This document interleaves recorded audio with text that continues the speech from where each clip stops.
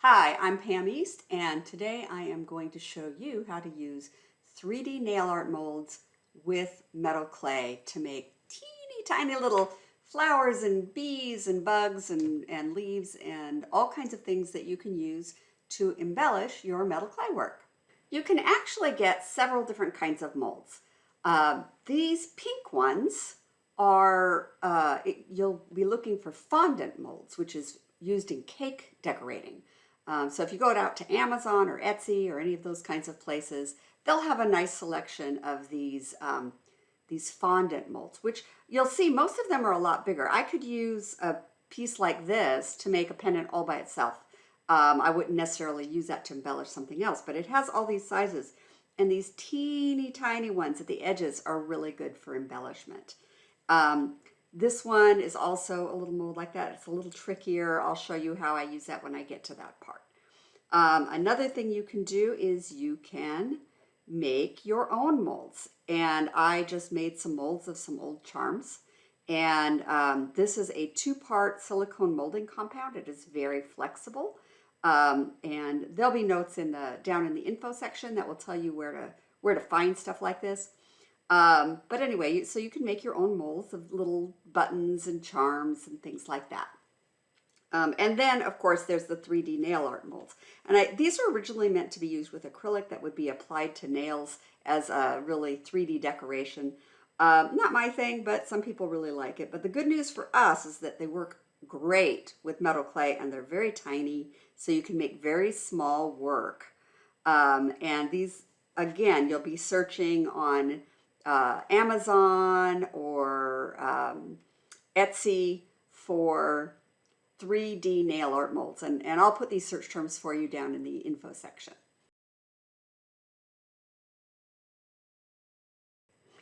When you start looking for these 3D nail art molds, you're going to find that there is a huge variety. You can get almost anything you can imagine in these little nail art molds, especially on Etsy. I found more on Etsy than anywhere else. Often you have to buy them in sets, and you'll get some you like and some you don't, but they're so inexpensive that it's really not an issue. They're very inexpensive. So I have kind of categorized them. They're not going to say this when you buy them, but personally, I have kind of categorized them as shallow, medium, and deep. And they're handled a little bit differently. The way I would fill a mold that is shallow versus one that's medium versus one that's deep is a little bit different. So it's little tricks to get them to come out right. So like if you look at this butterfly, this is probably the shallowest one I do is this little butterfly. And if I turn this over, it is super shallow. There's very little depth there at all. So getting the clay in there and getting it to stay and getting it out can be a little bit tricky. Now, if you pull it off, you get really cool results. But anyway, so I'll be showing how to do that. And then there's the medium ones. The medium ones are the easiest. These, you just make a little ball of clay and you press it in to the form and they come out beautifully. And then the third category is the deep ones. Now, the deep ones have undercuts. So you can see how the top of the mold kind of comes back over the mold. And those undercuts make loading and unloading this very tricky. So I'll talk about that as well. I'm going to start with the medium size mold, or the medium depth mold, I mean, because that's the easiest. It's the most straightforward, and I can go over some of the basic rules that are the same for all of them. And the number one rule is do not use any release agent whatsoever. No oil, no cornstarch, no nothing. Just use them as is dry. If you use a release agent, you're going to have a really hard time getting the clay to pack in there and stay in it. So we're going to use the things you're going to need for this is you're going to need a cutter scraper tool. This is also called a pottery rib. It's this little metal tool that I use with metal clay. And you'll need some water and you'll need some clay. And that's pretty much it. And as I said, this is very straightforward. I've got a little piece of clay here. I'm going to take a little ball of it. It doesn't take much. And I'm just going to press it into the mold. and get your finger wet and press it with your finger wet. So basically the release agent is water on your finger so that your finger doesn't pull the clay back out of the mold. And then you can just fill these up one at a time.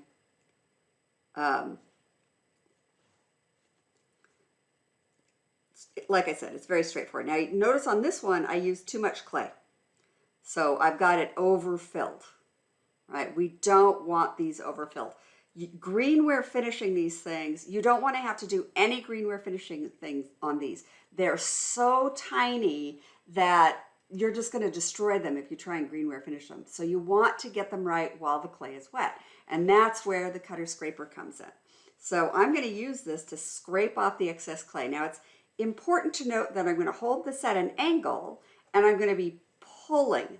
I'm not pushing. If I push, it won't work right. You want to pull, use a pulling motion. You want to have it at an angle and you want to start halfway across.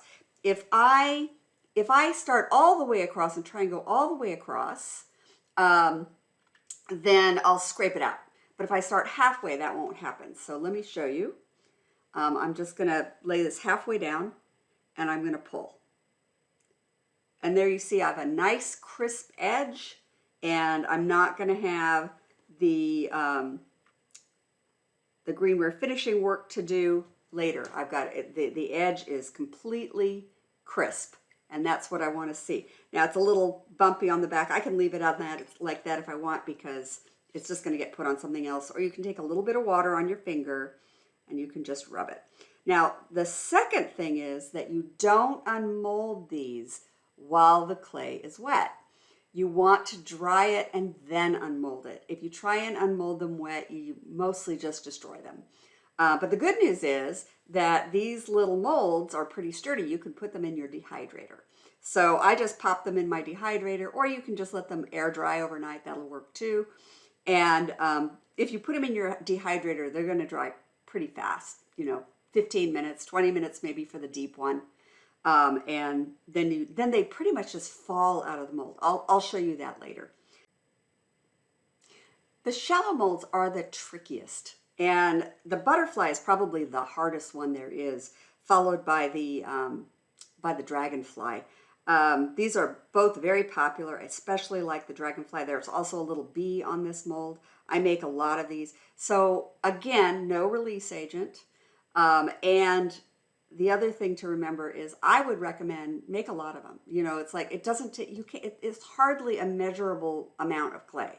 So make a bunch so that when you're working, if you break a wing off or you break a tail off, just reconstitute it and grab another one that you've made to use. So I usually have 3 or 4. I've been known to break wings off of 2 or 3 before I get one set right.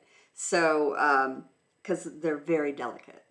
But I'm going to do the butterfly because the butterfly is indeed the hardest one. No release agent. At no time will my fingers leave my hands. Now for this, I'm going to make kind of a little flat pancake, a thin flat pancake, rather than pressing a ball in there. Pressing a ball is not going to work. And I'm going to just start, and I'm going to get my finger wet. Actually, I think I can do 3 of these butterflies, right, with what I've worked out. So I'm going to get my finger wet, and I'm going to use my wet finger to work it down, and I'm kind of rubbing it down into the mold. And it's not going to come up because my finger is less sticky than the mold, right? So the water is acting like this release agent for me. And if I turn it over, you can see that I have these little butterflies pressed in to the clay, or the clay pressed into these butterflies. And now I'm going to double check this. Again, I want to do that half scrape thing. If I scrape over the whole thing, I'm just going to scrape it all the way out. So I'm going to hold it at this angle and I'm going to use a pulling motion. And so here we go. I'm going to start here. And I might have to, this was a lot of clay, so I may have to do a couple of scrapes before I get it scraped down. I used more than I needed to. But you can see the wings are starting to show up. And I'm going to turn it around and I'm going to scrape the other way. So now I did scrape a little bit out of this one, this bottom butterfly, but I'll probably be able to fill that back in. I can get this wet and kind of push some clay in there. Getting it wet is key. It really helps it stay in there rather than coming out. Even when you're just doing the scrape part, it should be wet. Okay, so I've kind of fixed that butterfly where I pulled some out. I'm gonna make sure it's really in there. All right, so you can see I'm getting that nice swallowtail. Those fine little details are on there. I'm going to turn it over again and scrape the other direction.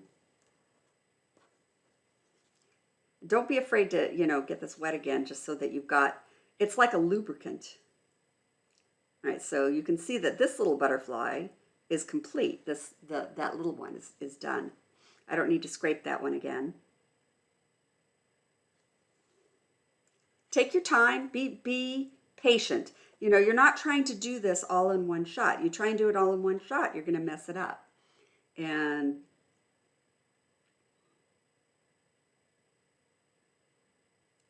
all right, I've got that one nice and clean.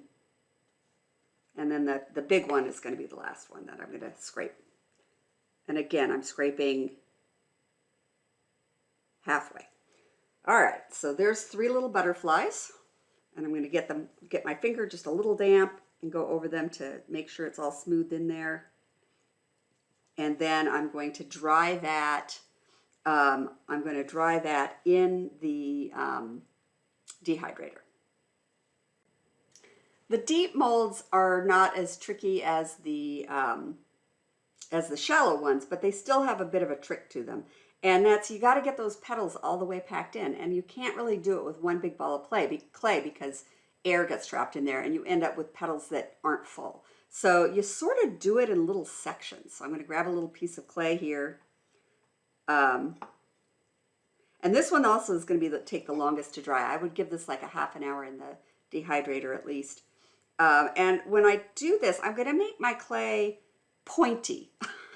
So I've like finger rolled it into a little coil so I can push it down in there and really get it down in there. And then I'm going to take a rubber clay shaper, the taper tip, and I'm going to get it wet and not dripping wet, but just damp. And I'm going to use that. See how it wanted to pull out? That's because my clay shaper was not wet enough. So let me try that again. This time I'll get the top of this wet. That'll help. And I'm going to use that clay shaper to press it down into those petals. And you can turn this over and I can see, when I'm looking at this, I can see that there's a shadow over here where I do not have clay in all the way into that petal. So knowing that, I can, come back and work it. And this is going to take just a little more clay to get it to all the way to the top. You do want it all the way full to the top. Let me see if I got it. Almost.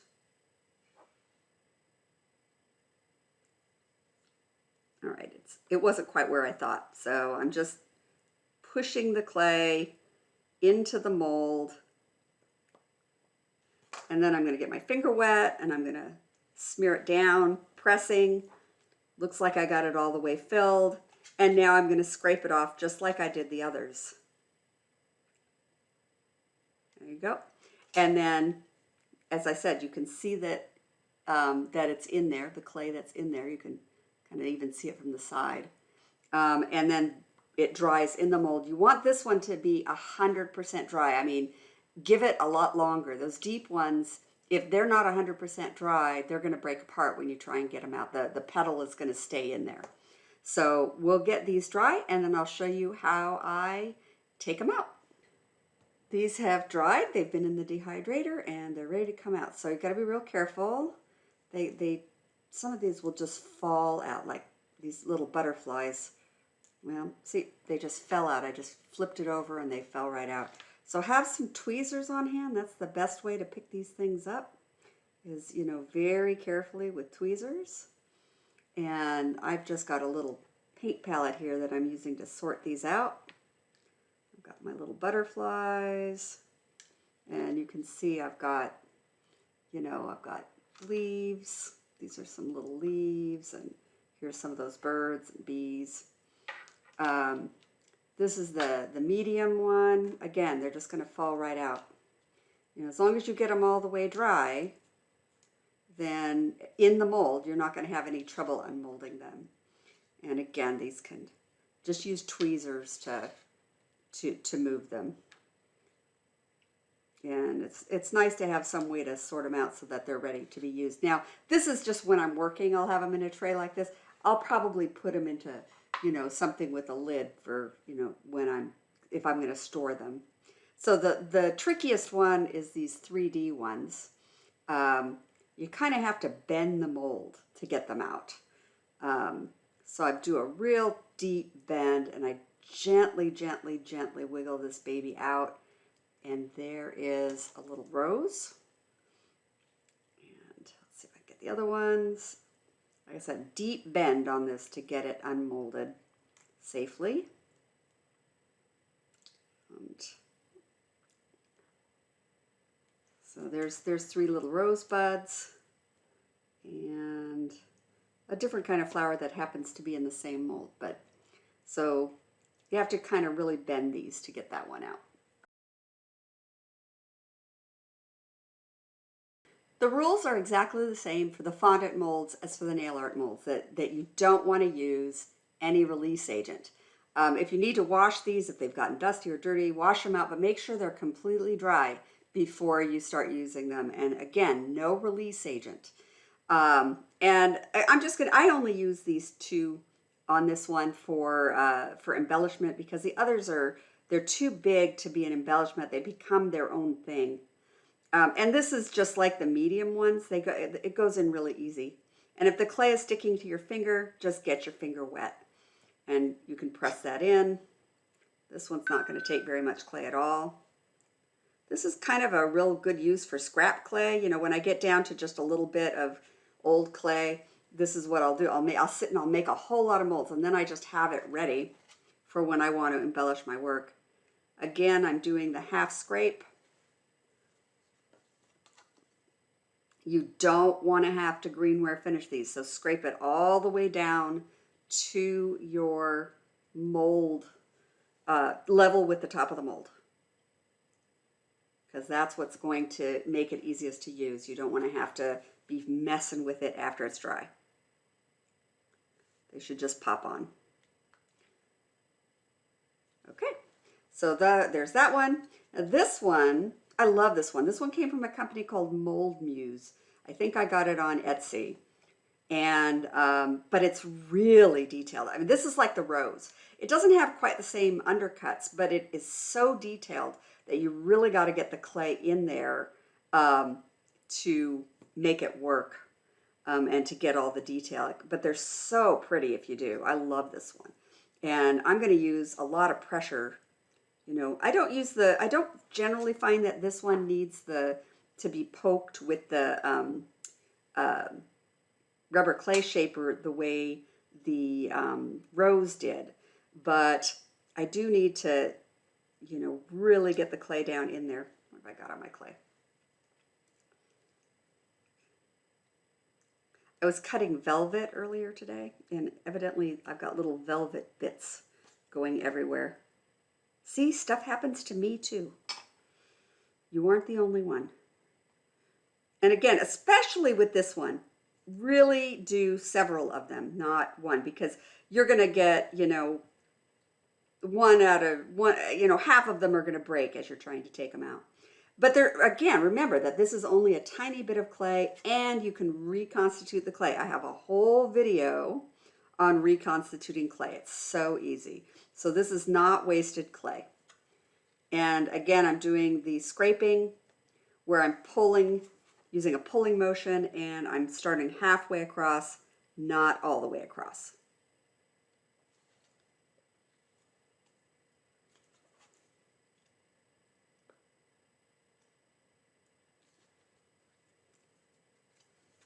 And then you just turn it, get the other side. So I don't quite have that one yet. I'm going to use a little water so that it doesn't pull.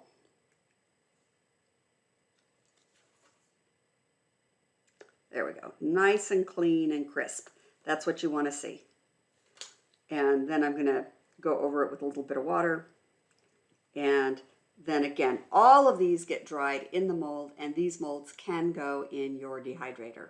My fondant molds are dry. They've been in the dehydrator drying, and this one comes out real easy. It just pops right out. It's very detailed. I love how detailed this one is. It's one of my favorites. I use it all the time. This one, it's more like that rose. It's harder to get out. You have to kind of bend this to get it out without breaking all the little petals. But when you do it, look at that. It's so detailed. It's really a pretty one. So I just bend it and then gently get it out.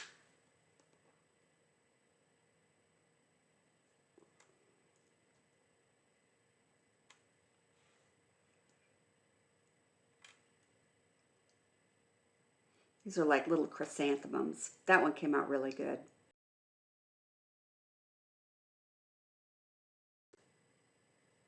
So this is the little charm molds I made myself with, I had some little bird charms and I made molds of them and so that I could reproduce them. And it's that two-part molding compound. And I have a video on how to make your own molds. It's how to make a reusable leaf mold, but the concept is exactly the same.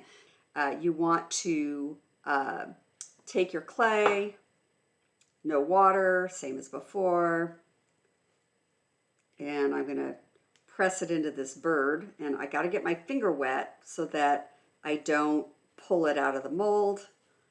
And then I'm going to do the half and half scrape. And this one might take a couple tries. It's really, if you can get your mold flat. So one thing I did not show in that video, when you're making your two-part compound, if you roll it with slats on either side, you can make it absolutely flat. And that'll make this scrape off part a lot easier. And I usually have to go over this a few times. The handmade molds often do not have as crisp an edge, but I still don't want to have to, greenware finish it. So there we go. I've got my little bird, and just like the others, you can put this in the dehydrator. You're going to dry it in the mold. Don't try and unmold it until after it's dry. Here's the bird mold all dry now. And again, you just flip it over. It's literally going to fall out if you've completely dried it. And then that will go in my tray with my birds. I hope you've enjoyed learning how to mold metal clay with 3D nail art molds and fondant molds. If you would like to learn how to use them in projects, check out my classes on craftcast.com. See you next time.